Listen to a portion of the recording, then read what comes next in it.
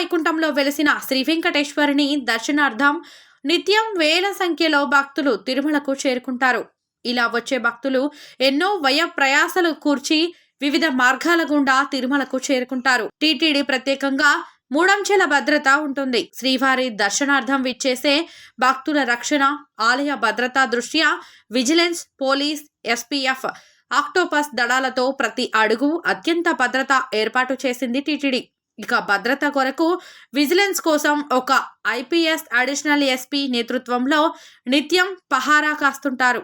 అయితే భక్తుల భద్రతా దృష్ట్యా కొన్ని వస్తువులను టీటీడీ తిరుమలకు అనుమతించదు.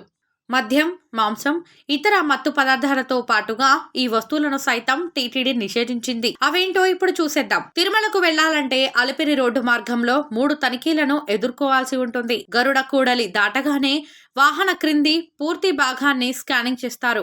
ఇక తనిఖీ కేంద్రంలోకి వెళ్లగానే వాహనాలకు సెక్యూరిటీ సిబ్బంది వాహనాన్ని తనిఖీ చేస్తారు. అనంతరం ప్రత్యేక స్కానర్ల ద్వారా బ్యాగులను క్షుణ్ణంగా పరిశీలిస్తారు. అదే సమయంలో ఈ వస్తువులను తిరుమలకు తీసుకెళ్లకూడదని సెక్యూరిటీ సిబ్బంది నిలిపివేస్తారు. చాలా మంది భక్తులు తిరుమలకి వెళ్లాలంటే ముందుగా గ్యాస్ సిలిండర్ తీసుకొస్తారు. భద్రతా కారణాల దృష్ట్యా గ్యాస్ సిలిండర్ పేలుడు సంభవించే అవకాశం ఉంది. దీంతో ఆస్తి, ప్రాణ నష్టం సంభవించే ఛాన్స్ ఉంది. దీంతో గ్యాస్ సిలిండర్స్ ను తిరుమలకు తీసుకెళ్లడం రద్దు చేశారు.